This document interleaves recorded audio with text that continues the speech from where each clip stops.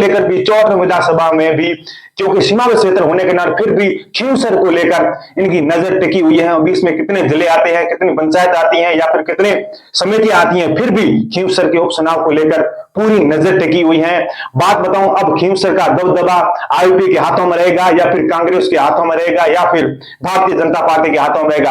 अब सट्टा बाजार की बात करूं, फलोदी की, या फिर जो भारतीय जनता पार्टी की मैं बात करूं, वो लोग कह रहे हैं खुली खींवसर उपचुनाव को लेकर बाड़मेर और जैसलमेर और बालोतरा की धरती भी जाग चुकी है। क्योंकि जागने इस बात है क्योंकि भारतीय जनता पार्टी भी चुनाव में दमखम से चुनाव लड़ रही है और कांग्रेस भी चुनाव दमखम से लड़ रही है। और बात करूं मैं आलपी, क्योंकि 20 सालों से वहां कब्जा है हनुमान बेनीवाल का, या भाई हो या फिर आप हो या फिर उनकी वाइफ हो।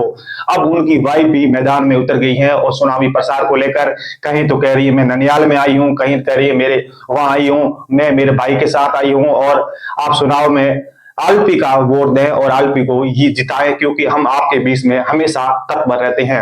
और भारतीय जनता पार्टी कहते हैं ये तो अपनी भाई को कभी खड़ी करते हैं, कहीं को मौसी को खड़ी कर देते हैं, कभी आपको आपके घर वालों को खड़ी करते हैं। खींवसर की जनता किसी भी कार्यकर्ता को, यह आदमी, यह शख्स हनुमान बेनीवाल किसी को खड़ा नहीं करता है और अपने घर वालों को खड़ा करते हैं, अपनी राजनीतिक रोटियां सेक रहे हैं। अब आप रेवत राम डांगा के साथ जुड़कर भारतीय जनता पार्टी वाले जो कार्यकर्ता हैं, जो नेता हैं, वो तमाम दमखम से चुनाव लड़ रहे हैं। और मैं बात करूं आदूराम मेघवाल, जो भी वहां खींवसर की जनता के बीच में है और चुनाव के लेकर माहौल में है और चुनाव के लिए भारतीय जनता पार्टी के वोट मांग रहे हैं।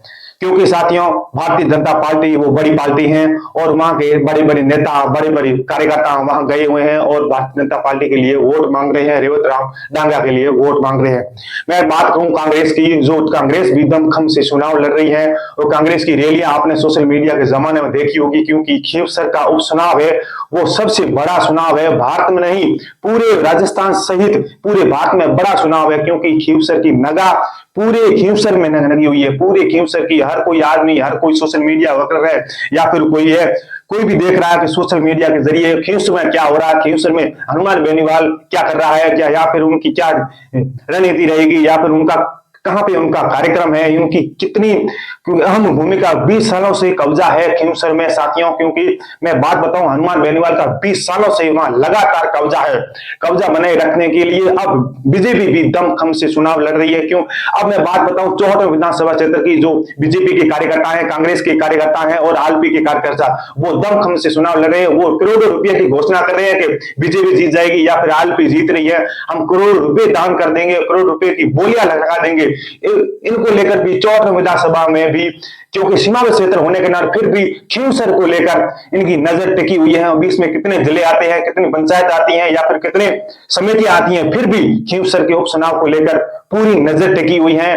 बात बताऊं, अब खींवसर का दबदबा आईपी के हाथों में रहेगा या फिर कांग्रेस के हाथों में रहेगा या फिर भारतीय जनता पार्टी के हाथों में रहेगा। अब सट्टा बाजार की बात करूं, फलोदी की, या फिर जो भारतीय जनता पार्टी की मैं बात करूं, वो लोग कह रहे हैं खुले खुले भाजपा जीत रही है खींवसर में, अब बीजेपी जीत रही है और आलपी उनका सुपड़ा साफ होने वाला है। ये कहना है बीजेपी कार्यकर्ताओं का, बीजेपी के नेताओं का, क्योंकि बड़े बड़े भाषण देते हैं, बड़े बड़े इंटरव्यू में वो लोग खुले ऐलान करते हैं कि ये बीजेपी जीत रही है और आलपी चुनाव हार रही है। अब कांग्रेस की बात करूं कि सोशल मीडिया के जरिए या फिर सट्टा बाजार के जरिए वो 3 नंबर पे है और दो नंबर पे आ रही है आलपी, 1 नंबर पे आ रही है भारतीय जनता पार्टी। अब भारतीय जनता पार्टी दमखम से चुनाव लड़ रही है। अब लग ऐसा रहा है माहौल के हिसाब से, आज की तारीख की स्थिति में देखा जाए तो भारतीय जनता पार्टी खींवसर से जीत रही है। साथियों, आपकी क्या राय है और आपका क्या कमेंट करके जरूर बताएं, आप कहां से जुड़े हैं और एक बार इस वीडियो को जरूर जमकर शेयर करें, क्योंकि खींवसर का उपचुनाव को लेकर पूरे भारत में, पूरे राजस्थान में कोने कोने में लोग खींवसर की ओर नजर टिकी हुई, क्योंकि खींवसर के आलपी का गढ़ है और आलपी का वहां बड़े नेता है।